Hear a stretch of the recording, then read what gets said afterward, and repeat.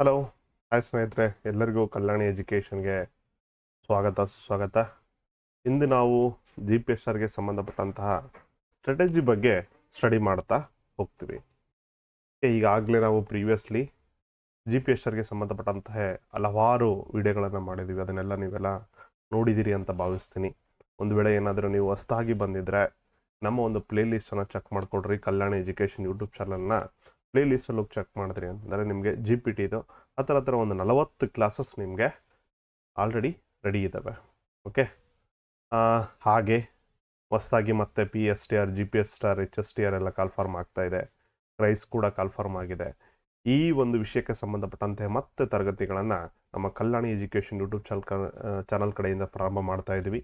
ಅದಕ್ಕೂ ಮೊದಲು ಫಸ್ಟ್ ನಾವು ಮೇನ್ಲಿ ಫೋಕಸ್ ಮಾಡ್ತಿರೋದು ಯಾವುದಪ್ಪ ಅಂದರೆ GPSR, primary school teacher 6 to 8 ಏನಿದೆಯಲ್ಲ ಅದ್ರ ಮೇಲೆ ನಾವು ಜಾಸ್ತಿ ಫೋಕಸ್ ಮಾಡ್ತೀವಿ ಅಂತ. ಅದರಲ್ಲೂ ಈ ವಿಡಿಯೋ ಸ್ಪೆಷಲ್ ಆಗಿ ಸಂಬಂಧಪಟ್ಟಿರೋದು ತುಂಬ ವಿದ್ಯಾರ್ಥಿಗಳು ಕೇಳ್ತಾ ಇದ್ರು.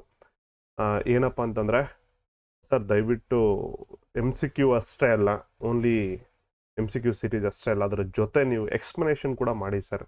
3 marks ಕ್ವಶನ್ ಮತ್ತು 4 marks ಕ್ವಶನ್ ಏನು ರೀಸೆಂಟಾಗಿ ಚೇಂಜ್ ಮಾಡಿದ್ನಲ್ಲ, ಅದಕ್ಕಿಂತ ಮೊದಲು ಏನಿತ್ತು 2022ಕ್ಕಿಂತ ಮೊದಲು 2019-17 2 marks ಕ್ವಶನ್ ಮತ್ತು 3 marks ಕ್ವಶನ್ ಇತ್ತು. ಬಟ್ 2022ರಲ್ಲಿ 3 marks ಮತ್ತು 4 marks ರೈಟಿಂಗಲ್ಲಿತ್ತು. ಓಕೆ, ಸೊ ಹಾಗಾಗಿ ರೈಟಿಂಗನ್ನು ಯಾವ ರೀತಿ ನಾವು ಅಪ್ರೋಚ್ ಆಗಬೇಕು ಅದ್ರ ಮೇಲೆ ವಿಡಿಯೋ ಮಾಡಿ ಸರ್ ಅಂತ ಹೇಳಿದರು. ಹಾಗಾಗಿ ನಾವು ಸಂಪೂರ್ಣವಾಗಿ ಸೋಷಲ್ ಸೈನ್ಸ್, ಸಮಾಜ ವಿಜ್ಞಾನ ವಿಷಯಕ್ಕೆ ಸಂಬಂಧಿಸಿದ ತರಗತಿಗಳನ್ನೇ ನಾವು ಮಾಡ್ತಾ ಹೋಗ್ತೀವಿ. ಅದಕ್ಕೂ ಮೊದಲು ಸ್ವಲ್ಪ ಕ್ಲಿಪ್ಸ್ ನೋಡಿ. ಒಂದು ವೇಳೆ ನೀವೇನಾದ್ರೂ ನಮ್ಮ ಯೂಟ್ಯೂಬ್ ಚಾನಲ್ ಸಬ್ಸ್ಕ್ರೈಬ್ ಮಾಡಿದ್ದಿಲ್ಲ ಅಂತಂದರೆ ಸಬ್ಸ್ಕ್ರೈಬ್ ಮಾಡ್ಬೋದು. ಅದು ಕೂಡ ನೀವು ವಿಡಿಯೋ ರಿಲೆವೆಂಟ್ ಅನಿಸಿದರೆ ಮಾತ್ರ. Okay, shall we begin? Right, ಇದೇನಪ್ಪ ಸ್ಟಡಿ ಪ್ಲ್ಯಾನರ್ ಅಂತ ಹಾಕಿದಾರಲ್ಲ, ಹಿಂಗೆ ಓದಬೇಕು ಓಕೆ ಅಂತೆಲ್ಲ ಹೇಳ್ಬೋದು. ಪ್ರೀವಿಯಸ್ ಇಯರ್ ಕ್ವಶನ್ ಪೇಪರ್ ಎಲ್ಲರೂ ಓದ್ತೀರಾ. Okay, previous year question paper ಎಲ್ಲ ಕಡೆ ಸಿಗುತ್ತೆ, ಎಲ್ಲರೂ ಓದ್ತೀರಾ. ಅಥವಾ ಒಬ್ಬ ತರಿಸ್ಬಿಟ್ರೆ ಇನ್ನೊಬ್ಬ ತರಿಸ್ತು ಕೂಡ ನಿಮಗೆ ಮಾರುಕಟ್ಟೆಯಲ್ಲಿ ಪುಸ್ತಕಗಳು ಸಿಗ್ತವೆ, ಜಿರಾಕ್ಸ್ ಅಂಗಡಿಯಲ್ಲಿ ಸಿಗ್ತವೆ ಕ್ವಶನ್ ಪೇಪರ್ಸ್. ಬಟ್ ಅದನ್ನು ಹೆಂಗೆ ಓದ್ಬೇಕು, ನಾವು ಯಾವ ರೀತಿ ಓದ್ಬೇಕು ಅನ್ನೋದೇ ಒಂದು ಟ್ರಿಕ್ಕಿ. ಮತ್ತು ಕಡಿಮೆ ಅವಧಿಯಲ್ಲಿ ಯಾವ ರೀತಿ ಕವರ್ ಮಾಡಬೇಕು ಎಂಟೈರ್ ಸಿಲೆಬಸ್ ಅನ್ನೋದನ್ನೇ ನಾವು ಈ ಒಂದು ವಿಡಿಯೋದಲ್ಲಿ ಡಿಸ್ಕಷನ್ ಮಾಡ್ತಾ ಹೋಗ್ತೀವಿ. ಅದಕ್ಕಿಂತ ಮೊದಲಾಗಿ ರೀಸೆಂಟಾಗಿ ಬಿಟ್ಟಿರುವಂಥ ನೋಟಿಫಿಕೇಷನಲ್ಲಿ ಯಾವ ರೀತಿ ವೇಟೇಜ್ ಕವರೇಜ್ ಇರುತ್ತೆ CETಗೆ, ಅಂದರೆ ಈ CET ಮೇಲೆ ನಡೆದಿರುವಂತಹ ಒಂದು ಪರೀಕ್ಷೆ ಮೇಲೆ ಎಷ್ಟು ಸ್ಕೋರನ್ನು ಕನ್ಸಿಡರ್ ಮಾಡ್ತಾನೆ, ನೆಕ್ಸ್ಟ್ ಟೆಟ್ಟಲ್ಲಿ ಎಷ್ಟು, ನೆಕ್ಸ್ಟು ನಿಮ್ಮೊಂದು ಡಿಗ್ರಿ ಪರ್ಸೆಂಟೇಜ್ ಎಷ್ಟು ಪರ್ಸೆಂಟೇಜ್ ತೊಗೊತಾನೆ, ಮತ್ತೇನಾಗುತ್ತಪ್ಪ ಅಂತಂದ್ರೆ B.Ed ಅಲ್ಲಿ ಅಥವಾ ನೀವೇನಾದರೂ D.Ed ಮಾಡಿದ್ದೀರಿ ಅಂತಂದರೆ ಅದರಲ್ಲಿ ಎಷ್ಟು ತೊಗೊತಾನೆ ಅನ್ನೋದನ್ನೇ ನಾವಿಲ್ಲಿ ಡಿಸ್ಕಷನ್ ಮಾಡ್ತಾ ಹೋಗ್ತೀವಿ. 70%, 20%, 8% ಇದೆಲ್ಲ ನಿಮ್ಗೆ ಆಲ್ರೆಡಿ ಗೊತ್ತಿರುತ್ತೆ. ಸುಮ್ಮನೆ ಒಂದ್ಸಲ ಗೊತ್ತಿರಲಿ ಅಂತ ನಾವು ಹೇಳಿರೋದು. ಓಕೆನಾ. ಇನ್ನು ಏಜ್ ರಿಲ್ಯಾಕ್ಸೇಷನ್ ನೋಡೋದಾದರೆ ನೀವಿಲ್ಲಿ ನೋಡ್ಬೋದು. ಪರಿಶಿಷ್ಟ ಪಂಗಡ, ಪರಿಶಿಷ್ಟ ಜಾತಿ ಮತ್ತು ಪ್ರವರ್ಗ 1 ಅಂಗವಿಕಲ ವ್ಯಕ್ತಿಗಳಿಗೆ 43 ವರ್ಷಗಳಿದ್ದಾವೆ. Next category 2A, 2B, 3A, 3B ಅದವ್ರಿಗೆ 41 ವರ್ಷ ಇದೆ. ನೆಕ್ಸ್ಟ್ ಜನರಲ್ದವ್ರಿಗೆ 38. ಇಲ್ಲಿ ಏನಾಗಿದೆಪ್ಪ ಅಂತಂದರೆ ನಿಮಗೆ ವಯಸ್ಸು ಮಿತಿ ಇದೆ. ಒಂದು ವೇಳೆ ಏನಾದರೂ ಸರ್ಕಾರ ಏನಾದರೂ ನಿಮಗೆ ಹೆಚ್ಚಿನ ಅವಕಾಶ ಕೊಟ್ಟರೂ ಕೂಡ, ವಯೋಮಿತಿಯ ಗರಿಷ್ಠ ವಯೋಮಿತಿ ಎಕ್ಸ್ಟೆಂಡ್ ಕೊಟ್ಟರೂ ಕೂಡ ಅದು ಅಪ್ಲೈ ಆಗುತ್ತೆ. ಓಕೆ, ಬಟ್ ಅಫಿಷಿಯಲ್ ನೋಟಿಫಿಕೇಶನ್ ಆಗತ್ತನೂ ಕೂಡ ನೀವೇ ಅಥವಾ ಯಾರೇ ಹೇಳಿರೋದ್ರ ಮಾತನ್ನು ಕೇಳೋಕ್ಕೆ ಹೋಗಬೇಡಿ. ಏನಕ್ಕೆ ಅಂದರೆ ಆಲ್ಮೋಸ್ಟ್ 45 ಇದ್ದವರು ಓಕೆ ಓದಕ್ಕೆ ತಯಾರಿ ನಡೆಸ್ತಿರ್ತೀರ, ಅಥವಾ ನಿಮ್ಗೆ ಎಲಿಜಿಬಲ್ ಕೊಡಲಿಲ್ಲ ಅಂತಂದರೆ ಮತ್ತೆ ನೀವು ನಿರಾಸೆ ಆಗಿಬಿಡ್ತೀರ. ಸೊ ಇಲ್ಲಿ ಯಾವುದೇ ಎಕ್ಸ್ಪೆಕ್ಟೇಷನ್ಸ್ ಬೇಡ. ಅಫಿಷಿಯಲ್ ನೋಟಿಫಿಕೇಶನ್ ಆಗತ್ತನ ವೇಟ್ ಮಾಡಿ ನೋಡೋಣ ಏನಾಗುತ್ತೆ ಏಜಸ್ ಮೇಲೆ. ಆ್ಯಂಡ್ ಇನ್ನು ಕರ್ನಾಟಕ GPSR ಪರೀಕ್ಷೆ ಸಮಾಜಶಾಸ್ತ್ರದ ಪಠ್ಯಕ್ರಮವನ್ನು ನೋಡೋದಾದರೆ ಪೇಪರ್ 1, ಪೇಪರ್ 2, ಪೇಪರ್ 3 ಇರುತ್ತೆ. ರೈಟ್, ಫಸ್ಟ್ ಒನ್ ಏನಿದೆ ಕನ್ನಡ, ಇಂಗ್ಲೀಷ್, ಸಾಮಾನ್ಯ ಜ್ಞಾನ, ಮನೋವಿಜ್ಞಾನ, ಬೋಧನ ವಿಧಾನಗಳು, ಕಂಪ್ಯೂಟರ್ ಜ್ಞಾನ, ಇದೆಲ್ಲ ಇರುತ್ತೆ 150 ಅಂಕಗಳಿಗೆ. ನೆಕ್ಸ್ಟ್ ವಿಷಯ ಆಧಾರಿತ ಇರುತ್ತೆ. 50 MCQs ಇರ್ತವೆ, 100 ವಿವರಣಾತ್ಮಕ ನೀವು ಆನ್ಸರ್ಸನ್ನು ಮಾಡಬೇಕು.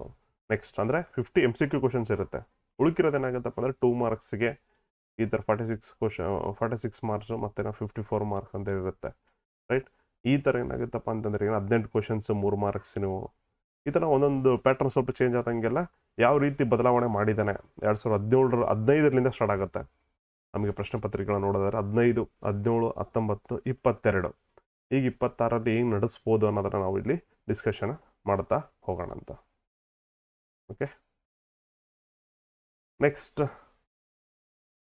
ಪೇಪರ್ 1 ಪಠ್ಯಕ್ರಮ 2026ರಲ್ಲಿ ಸಾಮಾನ್ಯ ಕನ್ನಡ ಭಾಷೆ 25 ಮಾರ್ಕ್ಸ್ಗಳು, ಸಾಮಾನ್ಯ ಇಂಗ್ಲೀಷ್ ಪೇಪರ್ 1 ಓಕೆ 25, ನೆಕ್ಸ್ಟ್ ಸಾಮಾನ್ಯ ಜ್ಞಾನ 25 GK ಅಂತ ಕರಿತೀವಿ.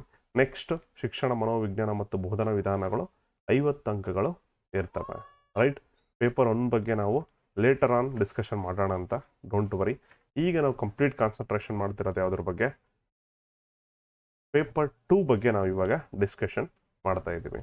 ಓಕೆನಾ, ಪೇಪರ್ 1 ಇದೇನಪ್ಪ ಅಂದ್ರೆ ನಾವು ಲೇಟರ್ ಆನ್ ನಾವು ಸ್ಟಾರ್ಟ್ ಮಾಡೋಣ ಅಂತ. Okay, don't worry. ಈಗ ನಾವು ಪೇಪರ್ 2 ಅದು ಎಸ್ಪೆಷಲಿ ಸೋಷಿಯಲ್ ಸೈನ್ಸಲ್ಲಿ ಹೆಂಗೆ ಅಪ್ರೋಚ್ ಆಗಬೇಕು, ಓಕೆ, ಗಣಿತ ಮತ್ತು ವಿಜ್ಞಾನಕ್ಕೆ ಸಂಬಂಧಪಟ್ಟಂತೆ ನಮಗೇನಾದರೂ ಫ್ಯಾಕಲ್ಟಿ ಸಿಕ್ಕರು ಅಂತಂದರೆ ನಾವು ಅದು ಕೂಡ ತರಗತಿ ಮಾಡ್ತೀವಿ. Other than that complete social science ಅಂತ ನಾವು ಮುಗಿಸ್ಕೊಡೋಕ್ಕೆ ಟ್ರೈ ಮಾಡ್ತೀವಿ. ಓಕೆನಾ, ಪೇಪರ್ 2 ನೋಡ್ರಿ ಹೆಂಗಿದೆ. ಒಟ್ಟು ಅಂಕಗಳು ಎಷ್ಟಿರ್ತವೆ, 150 ಇರುತ್ತೆ. ಅದರಲ್ಲಿ 50 MCQ ಇರ್ತವೆ.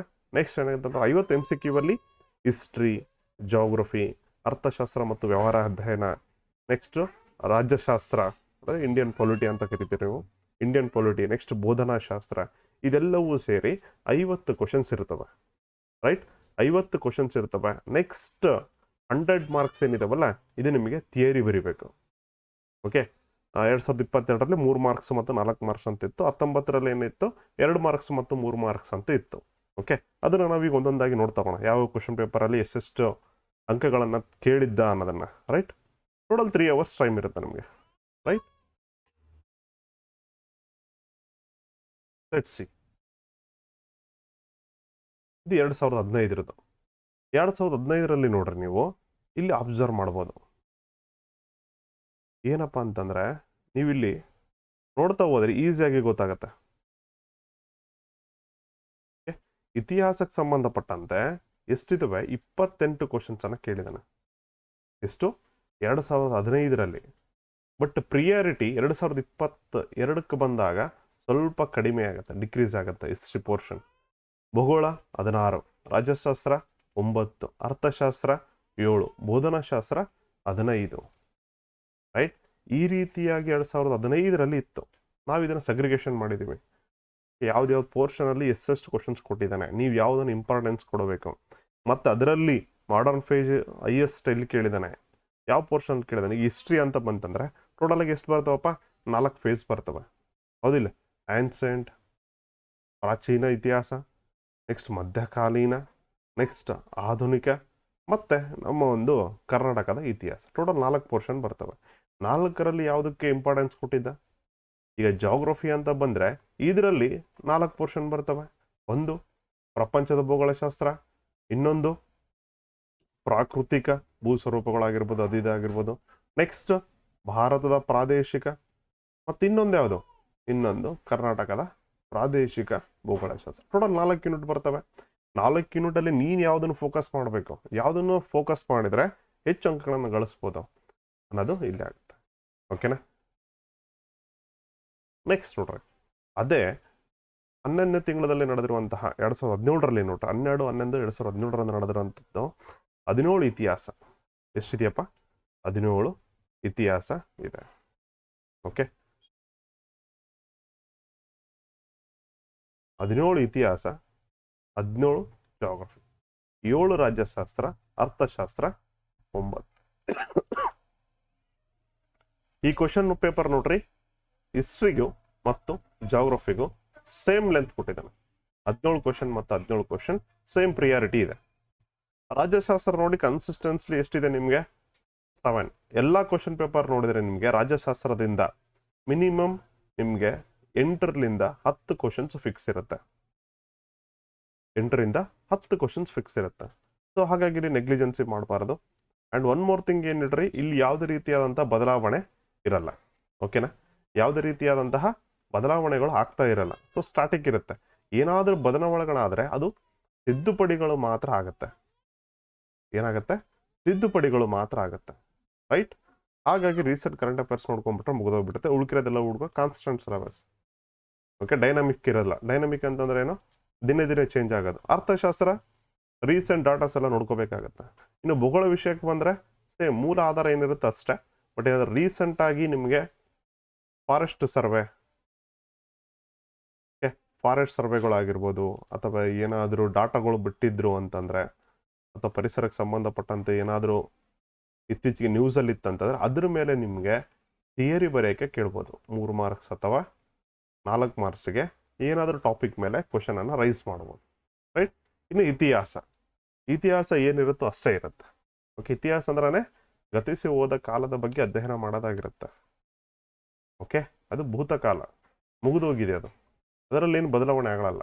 ಬಟ್ ಏನಪ್ಪ ಅಂದರೆ ಬದಲಾವಣೆ ಆಗಲ್ಲ ನಿಜ, ಬಟ್ ರೀಸೆಂಟಾಗಿ ಏನಾದರೂ ಕರೆಂಟ್ ಅಫೇರ್ಸಲ್ಲಿ ನ್ಯೂಸ್ ಇದ್ದರೆ, ಓಕೆ, ಪ್ರಾಚೀನ ಉತ್ಖನನದ ಬಗ್ಗೆ ಏನಾದರೂ ನ್ಯೂಸಲ್ಲಿದ್ದರೆ ಆ ರೀತಿಯ ಪ್ರಶ್ನೆಗಳನ್ನು ಕೇಳುವ ಚಾನ್ಸಸ್ ಇರುತ್ತೆ. ರೈಟ್. ಇತಿಹಾಸದ ಮೂಲಾಧಾರಗಳು ಅಂತ ಕರಿತೀವಲ್ಲ, ಫಸ್ಟ್ ಲೆಸನ್, ಆ ಥರ ಮೇಲೆ ಕೇಳೋ ಚಾನ್ಸಸ್ ಇರುತ್ತೆ ನಿಮಗೆ. ಓಕೆ, ನೆಕ್ಸ್ಟ್ ಇದು ಯಾವುದು? 19/11/2017. 17ರಲ್ಲೇ ನಿಮಗೆ ಹತ್ರ 4 ಕ್ವಶನ್ ಪೇಪರ್ ಇದೆ. ಅವು ಏನೇನಿದೆ ಏನಿಲ್ಲ ಅವೆಲ್ಲ ನೋಡೋಣ ಅಂತ. ರೈಟ್. ಇದರಲ್ಲಿ ನೋಡ್ರಿ, ಇತಿಹಾಸದಲ್ಲಿ 16 ಕ್ವಶನ್ಸ್ ಅವ. ಓಕೆ, ಇಲ್ಲಿ 17 ಇದ್ವು, ಇಲ್ಲಿ 16 ಇದಾವೆ. ಭೂಗೋಳದಲ್ಲಿ 18, ರಾಜ್ಯಶಾಸ್ತ್ರ ಸೇಮ್ ಟು ಸೇಮ್ 7, ಅರ್ಥಶಾಸ್ತ್ರ 9. ಓಕೆ, 1 ಕ್ವಶನ್ ಭೂಗೋಳದಲ್ಲಿ ಇನ್ಕ್ರೀಸ್ ಆಗಿದೆ. ನೆಕ್ಸ್ಟ್ ನೋಡೋದಾದ್ರೆ ನೀವು GPT ನೆಕ್ಸ್ಟ್ 2017 ನೋಡೋದಾದ್ರೆ ಇಲ್ಲಿ ನೋಡ್ರಿ ಏನು ಕೊಟ್ಟಿದ್ದಾನೆ. ಇತಿಹಾಸ 14 ಡೌನ್ ಆಯಿತು, ಮೊದಲು 17 ಇತ್ತು. ನೆಕ್ಸ್ಟ್ 2016ರಲ್ಲಿನೇ 16 ಕ್ವಶನ್ಸ್ ಆದವು. ಈಗ ಎಷ್ಟಾಗಿದ್ದಾವೆ? 14 ಕ್ವಶನ್ಸ್ ಆಗಿದ್ದಾವೆ. ಓಕೆ, ಸ್ಟೀಪ್ಲಿ ಇತಿಹಾಸದ ಪ್ರಶ್ನೆಗಳು ಡಿಕ್ರೀಸ್ ಆಗ್ತಾ ಬರ್ತಾ ಇದೆ. ಭೂಗೋಳಶಾಸ್ತ್ರ ಕಾನ್ಸ್ಟೆಂಟ್ ಇದೆ. ಓಕೆ, ಮೊದಲು 17 ಇತ್ತು, ಆಮೇಲೆ 18, ಈಗ ಪ್ರೆಸೆಂಟ್ 16 ಇದೆ. ಆನ್ ಎವರೇಜ್ ಅಂತ ತೆಗೆಯೋದಾದರೆ 17 ಕ್ವಶನ್ಸ್ ಫಿಕ್ಸ್ ಇದೆ. ಎವರೇಜ್ ಅಂದರೆ ಸರಾಸರಿ. ರೈಟ್. ರಾಜ್ಯಶಾಸ್ತ್ರ 1, ಅರ್ಥಶಾಸ್ತ್ರ 1 ಹೆಚ್ಚಿಗೆ ಮಾಡಿದ್ದಾನೆ. ರೈಟ್. ಇವು ಟೋಟಲ್ ಆಗಿ 50 ಕ್ವಶನ್ಸ್ ಇರ್ತವೆ. ಎಷ್ಟಿರ್ತವೆ? 50 ಪ್ರಶ್ನೆಗಳು ಇರ್ತವೆ. ಓಕೆ, ನೆಕ್ಸ್ಟ್ 50 ಪ್ರಶ್ನೆಗಳಾದ್ಮೇಲೆ 100 ಮಾರ್ಕ್ಸ್ ಏನಿದಾವಲ್ಲ, ಇದೇನಿರುತ್ತೆ? ರೈಟಿಂಗ್ ಇರುತ್ತೆ, ಬರವಣಿಗೆ. ಓಕೆ, ನೀವು ಈ ವಿಷಯ ವಸ್ತುವನ್ನು ಏನು ಮಾಡಬೇಕು? ಆನ್ಸರನ್ನು ನೀವು ಬರೀಬೇಕು. ರೈಟ್. ಅದ್ರ ಪ್ರಕಾರ ನೋಡೋದಾದ್ರೆ 3 ಅಂಕದ ಪ್ರಶ್ನೆಗಳು. ಓಕೆ, 3 ಅಂಕದ ಪ್ರಶ್ನೆಗಳು 18 ಕ್ವಶನ್ಸ್ ಬರ್ತವೆ ನಿಮಗೆ. 18 ಕ್ವಶನ್ಸ್ ಬರ್ತವೆ ಇಂಟು 3 ಮಾರ್ಕ್ಸ್ ಅಂದರೆ ಟೋಟಲ್ 54 ಕ್ವಶನ್ಸ್, 54 ಮಾರ್ಕ್ಸ್ ನಿಮಗೆ ಸಿಗುತ್ತೆ. ರೈಟ್. ಈ 3 ಮಾರ್ಕ್ಸ್ ಪ್ರಶ್ನೆ ಬಂದಾಗ ಹೆಂಗೆ ಅಪ್ರೋಚ್ ಆಗಬೇಕು, 4 ಮಾರ್ಕ್ಸಿಂದು ಪ್ರಶ್ನೆಗಳು ಬಂದಾಗ ಯಾವ ರೀತಿ ಅಪ್ರೋಚ್ ಆಗ್ಬೇಕು ಅನ್ನೋದು ನಾವು ನೆಕ್ಸ್ಟ್ ಹೇಳ್ತಾ ಹೋಗ್ತೀವಿ ಅಂತ ಎಕ್ಸಾಂಪಲ್ಸ್ ಕೊಟ್ಟು. ಓಕೆ, ಅದು ಬಿಟ್ಟರೆ ನೆಕ್ಸ್ಟ್ ನೋಡ್ರಿ 2 ಮಾರ್ಕ್ಸ್ ಇದ್ದು ಈಗ ಪ್ರೆಸೆಂಟ್ ಅಪ್ಡೇಟೆಡ್ 2022ರಲ್ಲಿ ಹೆಂಗೆ ಕೊಟ್ಟಿದ್ದಾನೆ ಅಂತಂದರೆ 3 ಮಾರ್ಕ್ಸ್ ಮತ್ತು 4 ಮಾರ್ಕ್ಸ್ ಪ್ರಶ್ನೆಗಳನ್ನು ಕೊಟ್ಟಿದ್ದಾನೆ. ಮೊದಲೇನು ಕೊಟ್ಟಿದ್ದ 2019 ತನಕ ಕೂಡ 2 ಮಾರ್ಕ್ಸ್ ಮತ್ತು 3 ಮಾರ್ಕ್ಸ್. ಈಗ ಒಂದೊಂದು +1 ಮಾರ್ಕ್ಸ್ ಜಾಸ್ತಿ ಮಾಡಿದ್ದಾನೆ. ರೈಟ್. ಎಷ್ಟು ಪದಗಳಲ್ಲಿ ಬರಿಬೇಕು, ಹೆಂಗೆ ಬರಿಬೇಕು, ಮತ್ತು ಇದರಲ್ಲಿ ಸಮರ್ಥಿಸಿ ಅಂತಂದರೆ ಹೇಗೆ ನೋಡ್ರಿ. GPSRಲ್ಲಿ ಭಾರಿ ಇರುತ್ತೆ. ಒಂದೊಂದು ಕ್ವಶನ್ ಕೂಡ ಒಂದೊಂದು ವರ್ಡ್ ಎಂಟೈರ್ ಆನ್ಸರನ್ನೇ ಚೇಂಜ್ ಮಾಡಿಬಿಡುತ್ತೆ ನಿಮಗೆ. ಫಾರ್ ಎಕ್ಸಾಂಪಲ್ ನೋಡಿ, ಓಕೆ, ಯಾವುದಾರ ಒಂದು ಹೇಳಿಕೆ ಕೊಟ್ಟು ಸಮರ್ಥಿಸಿ ಅನ್ನೋದಕ್ಕೂ ವಿವರಿಸಿ ಅನ್ನೋದಕ್ಕೂ ನೆಕ್ಸ್ಟ್ ವಿವರಿಸಿ ಸಮರ್ಥಿಸಿ. ಫಾರ್ ಎಕ್ಸಾಂಪಲ್ ಈಗ ಬ್ಯಾಂಕ್ ಎಂದರೇನು ಕೊಟ್ಟು ಒಂದು ಆಯಿತು. ಇದು ನೆಕ್ಸ್ಟ್ ಬ್ಯಾಂಕ್ನ ಖಾತೆಗಳು ಯಾವ್ಯಾವು, ಈ ಥರ ಕೊಡ್ತಾನೆ. ರೈಟ್. ಒಂದೇ ಪ್ರಶ್ನೆಯಲ್ಲಿ 2 ಪ್ರಶ್ನೆಗಳು ಸೇರಿರ್ತವೆ. ಒಂದು ಮೀನಿಂಗ್, ಅರ್ಥವನ್ನು ಕೇಳ್ತಾನೆ, ಪ್ಲಸ್ ಅವುಗಳ ವಿವಿಧ ಖಾತೆಗಳ ಬಗ್ಗೆ ಕೇಳೋ ಚಾನ್ಸಸ್ ಇರುತ್ತೆ. ವಿವಿಧ ಬಗೆಗಳ ಬಗ್ಗೆ ಕೇಳುವ ಚಾನ್ಸಸ್ ಇರುತ್ತೆ. ಸೊ ಹಾಗಾಗಿ ಈ ರೀತಿಯ ಪ್ರಶ್ನೆಗಳನ್ನು ಬಂದಾಗ ನಾವು ಯಾವ ರೀತಿ ಅಪ್ರೋಚ್ ಆಗಬೇಕು ಅದನ್ನೆಲ್ಲ ನಾವು ಡಿಸ್ಕಷನ್ ಮಾಡೋಣ ಅಂತ. ಇನ್ನು 2019ರಲ್ಲಿ ಬರೋದಾದರೆ ಇತಿಹಾಸಕ್ಕೆ ಸಂಬಂಧಪಟ್ಟಂತೆ 14 ಪ್ರಶ್ನೆಗಳನ್ನು ಕೇಳಿದ್ದಾನೆ. ಓಕೆ, ಭೂಗೋಳ 13, ರಾಜ್ಯಶಾಸ್ತ್ರ 8, ಅರ್ಥಶಾಸ್ತ್ರ 10. ರಾಜ್ಯಶಾಸ್ತ್ರ ಮತ್ತು ನೀವು ಅರ್ಥಶಾಸ್ತ್ರವನ್ನು ನೋಡಬಹುದು. ಕಾನ್ಸ್ಟೆಂಟ್ ಆಗಿ ಫ್ರಮ್ 2015ದಿಂದ ಹಿಡಿದು ಇಲ್ಲಿವರೆಗೂ 2019ರವರೆಗೂ ಕೂಡ ಸೇಮ್ ಇದೆ. ಏನಷ್ಟಿದೆ 8 ಕ್ವಶನು 10 ಕ್ವಶನು 9 ಕ್ವಶನು 10 ಕ್ವಶನ್ ಇಷ್ಟೇ ಇರುತ್ತೆ. ಇದಕ್ಕಿಂತ ಫುಲ್ ಲೋ ಕೂಡ ಬಂದಿಲ್ಲ ಅಥವಾ ಹೈ ಕೂಡ ಹೋಗಿಲ್ಲ. ಸೊ ಫಿಕ್ಸ್ಡ್ ಕ್ವಶನ್ಸ್ ಅಂತ ಇರುತ್ತೆ ಈ ಕೆಟಗರಿಯಲ್ಲಿ, ರೈಟ್. ನೆಕ್ಸ್ಟ್ ಓಕೆ, ಬೋಧನಾಶಾಸ್ತ್ರದ ಒಂದು 5 ಕ್ವಶನ್ ಹಾಕಿದ್ದಾನೆ. ನೀವೊಬ್ಬ ಇತಿಹಾಸ ಶಿಕ್ಷಕರಾಗಿದ್ದರೆ ಇದನ್ನು ಯಾವ ರೀತಿ ಎಕ್ಸಾಂಪಲ್ ಕೊಡ್ತೀರಾ, ಭೂಗೋಳ ಶಿಕ್ಷಕರಾಗಿದ್ರಿಗಿನ ನಿಮಗೆ ಗ್ಲೋಬ್ ಅನ್ನೋದು ಯಾವ ರೀತಿ ಉಪಯೋಗ ಆಗುತ್ತೆ, ಗ್ಲೋಬನ್ನು ಬಳಸ್ಬಿಟ್ಟು ನೀವು ಪಾಠ ಮಾಡೋದು ಅಪಯುಕ್ತನ ಈ ರೀತಿಯಾಗಿ ಪ್ರಶ್ನೆಗಳನ್ನು ಕೇಳ್ತಾನೆ, ರೈಟ್. ನೆಕ್ಸ್ಟ್ ಇನ್ನು 2 ಮಾರ್ಕ್ಸಿಗೆ ನೋಡ್ರಿ 23 ಕ್ವಶನ್ಸನ್ನು ಕೇಳಿದ್ದ. Okay, total 46 marks. Next 18 questions 3 ಮಾರ್ಕ್ಸಿನು 54. Total ಎಷ್ಟು ಅಂತಂದರೆ ಇವೆರಡೂ ಸೇರಿಬಿಟ್ಟು 100 ಮಾರ್ಕ್ಸ್ ಇರುತ್ತೆ, plus 50 MCQ, right. And the same thing ಇಲ್ಲಿ ಕೂಡ ಅಷ್ಟೇ, ನಾನು ಆಲ್ರೆಡಿ ಹೇಳಿದ್ದೀನಿ ನಿಮಗೆ. ಬಟ್ ಇಲ್ಲಿ ಬೋಧನಾಶಾಸ್ತ್ರದಲ್ಲಿ 8 ಮಾರ್ಕ್ಸನ್ನು ಹಾಕಿದ್ದಾನೆ, 8 ಕ್ವಶನ್ಸನ್ನು ಕೊಟ್ಟಿದ್ದಾನೆ. ಓಕೆ, ಪ್ರೀವಿಯಸ್ಲಿ ಎಷ್ಟು ಕೊಟ್ಟಿದ್ದ? ಪ್ರೀವಿಯಸ್ಲಿ 5 ಕ್ವಶನ್ಸನ್ನು ಮಾತ್ರ ಕೊಟ್ಟಿದ್ದ. ಬಟ್ ಈ ಸಲ ಏನು ಮಾಡಿದ್ದಾನೆ, 8 ಕ್ವಶನ್ಸನ್ನು ಕೊಟ್ಟಿದ್ದಾನೆ. ಉಳ್ಕಿರೋದು ಭೂಗೋಳಶಾಸ್ತ್ರದಲ್ಲಿ ಸ್ವಲ್ಪ ರೆಡ್ಯೂಸ್ ಮಾಡಿದ್ದಾನೆ. ಹಿಸ್ಟ್ರಿ 15.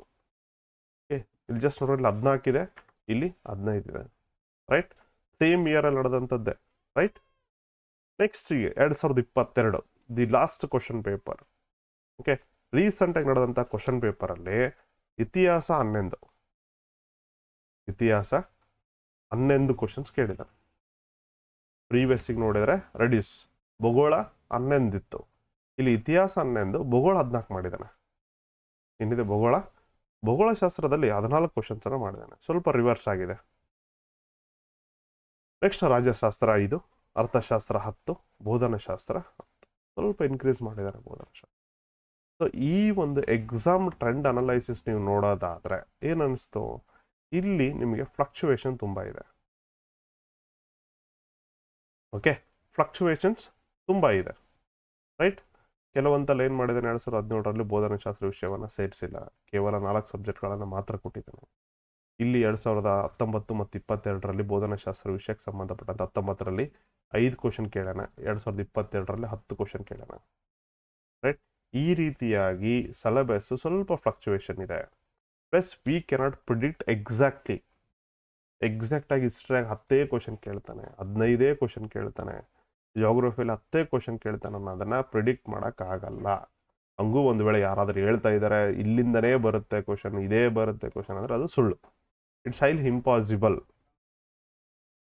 ಓಕೆ, ಹಿಂಗೆ ಓದ್ರಿ ಅಂತ ಹೇಳ್ಬೋದು ಅಷ್ಟೇ ನಾವೆಲ್ಲರೂ ಕೂಡ, ಇದೇ ಬರುತ್ತೆ ಅಂತ ಹೇಳೋಕ್ಕಾಗಲ್ಲ. ಹಂಗೆ ಏನಾದರೂ ಹೇಳ್ತಾ ಇದ್ದಾರೆ ಅಂದರೆ ನೀವು ಸರಿಯಾದ ಮಾರ್ಗದಲ್ಲಿ ಹೋಗ್ತಾ ಇಲ್ಲ ಅಂತ ಅರ್ಥ. ಓಕೆ, ಎಕ್ಸಾಕ್ಟಾಗಿ ನೋ ಒನ್ ಕ್ಯಾನ್ ಗೆಸ್, ಇದೇ ಬರುತ್ತೆ ಹಿಂಗೆ ಬರುತ್ತೆ ಅಂತ ಯಾರು ಗೆಸ್ ಮಾಡೋಕ್ಕಾಗಲ್ಲ. ಓಕೆ, ಯಾಕಂದ್ರೆ ಕ್ವಶನ್ ಪೇಪರ್ ಪ್ಯಾಟರ್ನ್ ಹಂಗಿರುತ್ತೆ. ಬಟ್ ಏನಂತಂದರೆ ಅದು ಕ್ವಶನ್ ಹೆಂಗೆ ಬರಲಿ, ನಾವು ಹೆಂಗೆ ಅಪ್ರೋಚ್ ಆಗಬೇಕು ಕ್ವಶನ್ ಅನ್ನೋದನ್ನು ನಾವು ಪಾಠ ಮಾಡ್ಬೋದು. ಓಕೆ, ಪಾಠದಲ್ಲಿ ನೀವು ಕಲಿಬೇಕಾಗಿರೋದು ಕೂಡ ಅದೇ.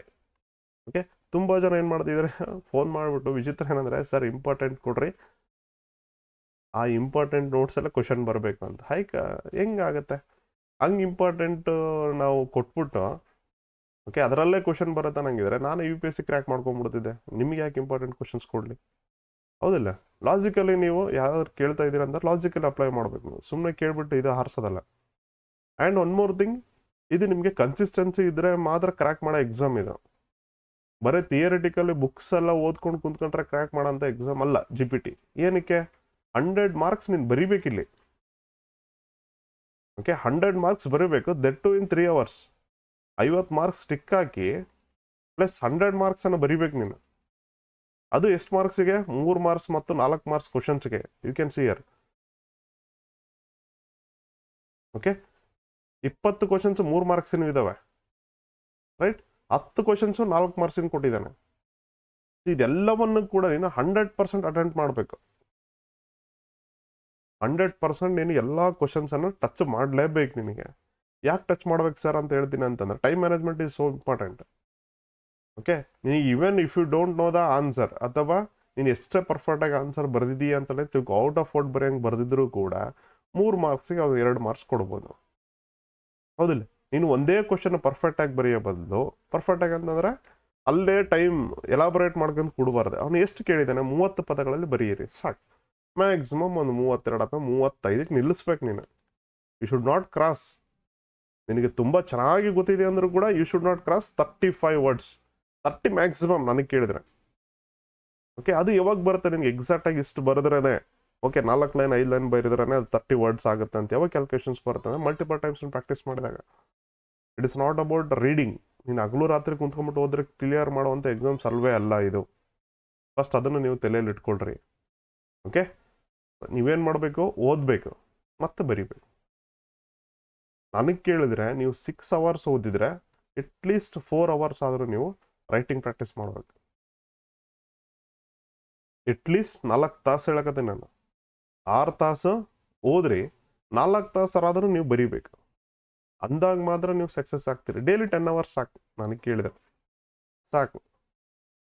ಓಕೆ, ನಾನು ನಿಮಗೆಲ್ಲ 16 ತಾಸು ಓದ್ರಿ, ಬೆಳಕರತನ ಓದ್ರಿ, ಊಟ ಬಿಟ್ಟು ಓದ್ರಿ, ಫ್ರೆಂಡ್ಸ್ನ ಬಿಟ್ಟು ಹೋದ್ರಿ, ನಿದ್ದೆ ಬಿಟ್ಟು ಹೋದ್ರಿ ಅಂತ ಹೇಳಲ್ಲ. ನೀವು ಆ ಥರ ಮಾಡೋಕ್ಕೆ ಹೋಗ್ಬೇಡ್ರಿ, ಮಾನಸಿಕ ಒತ್ತಡ ತಗೋಬೇಡ್ರಿ. ಯಾವಾಗ ನಿಮಗೆ ಕ್ರಿಯೇಟಿವಿಟಿ ಬರುತ್ತೆ ಅಂತಂದರೆ ಮೈಂಡು ಫುಲ್ಲು ರೆಸ್ಟಲ್ಲಿರಬೇಕು. ಒಳ್ಳೆ ನಿದ್ದೆ ಆಗಿರಬೇಕು. ಒಳ್ಳೆ ನಿದ್ದೆ ಆಗಿದ್ರೆ ಮಾತ್ರ ಮೈಂಡು ತಾಳ್ಮೆಯಿಂದ ಇರುತ್ತೆ, ಕಾಲ್ಮ್ನೆಸ್ ಇರುತ್ತೆ. ಆವಾಗ ಮಾತ್ರ ನೀನು ನೀಟಾಗಿ ನಿನ್ನ ಗೊತ್ತಿರುವಂತಹ ಸಾಮರ್ಥ್ಯಕ್ಕೂ ಮೀರಿ ಶಬ್ದಗಳನ್ನು ಯೂಸ್ ಮಾಡಿ ನೀನು ಆನ್ಸರನ್ನು ಬರಿಬೋದು.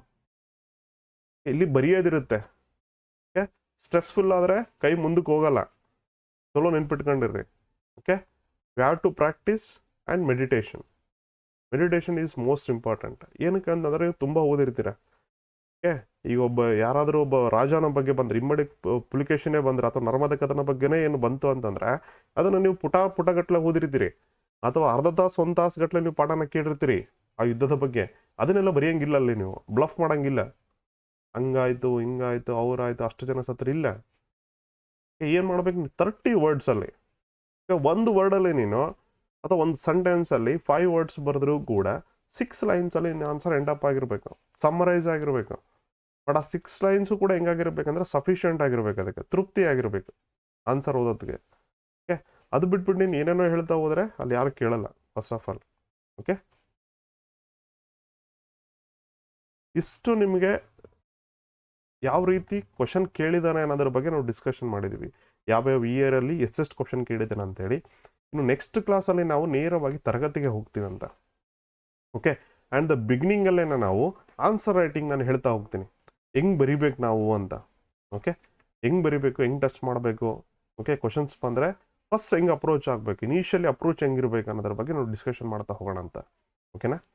ಆ್ಯಂಡ್ ಒನ್ ಮೋರ್ ಥಿಂಗ್, ಇನ್ನು ಬುಕ್ಸ್ ಕೇಳ್ತಾ ಇದ್ರು ತುಂಬ ಜನ, ಸರ್ ಯಾವ ಬುಕ್ಸ್ ಓದಬೇಕು, ಅಥವಾ ನೀವು ಬುಕ್ಸ್ ಕೊಡ್ತೀನಿ ಅಂತ ಹೇಳಿದ್ರಿ ನಮಗೆ. ಓಕೆ, ಬುಕ್ಸ್ ರೆಡಿ ಆಗ್ತಿದೆ ಅಂತ ಹೇಳಿದ್ರಿ, ಯಾವಾಗ ಅಂತ ಕೇಳಿದರೆ ಬುಕ್ಸ್ ಆಲ್ರೆಡಿ ರೆಡಿ ಆಗಿದೆ.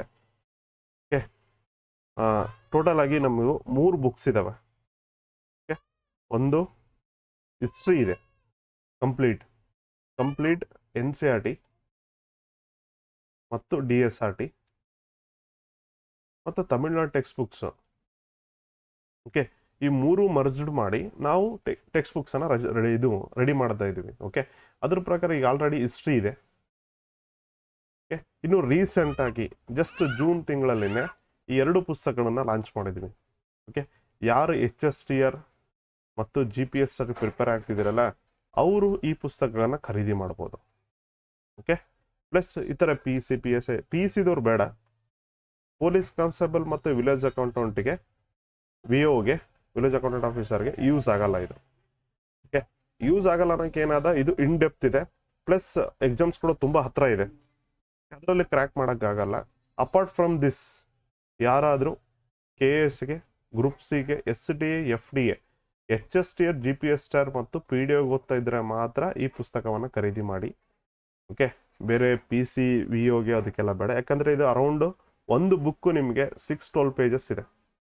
ಓಕೆ, 610 ಅಂದರೂ ಕೂಡ ನಿಮಗೆ 1220 ಆಯಿತು. 1220 ಪುಟಗಳನ್ನು ಒಂದೇ ಒಂದು ಸಬ್ಜೆಕ್ಟ್ಗೆ ಓದೋದು ನನಗನ್ಸಿರೋ ಮಟ್ಟಿಗೆ ಅಷ್ಟು ಯೂಸ್ ಇಲ್ಲ. ಪೊಲೀಸ್ ಕಾನ್ಸ್ಟೇಬಲ್ಗೆ ಹೇಳ್ತಾ ಇದ್ದೀನಿ ನಾನು. ಓಕೆ, ಬಟ್ ನೀವು HSTR ಮತ್ತು GPSRಗೆ ಓದೋರು ಕಡ್ಡಾಯವಾಗಿ ಈ ಪುಸ್ತಕಗಳನ್ನು ಓದ್ಬೋದು. ಓಕೆ, ಈ ಪುಸ್ತಕದ ವಿಶೇಷತೆ ಏನಪ್ಪ ಅಂತಂದರೆ ನಿಮಗೆ, ಓಕೆ, ಇಲ್ಲಿ ಒಂದು ಥಿಯರಿ ಬರುತ್ತಂತ ತಿಳ್ಕೊರಿ ಇವಾಗ.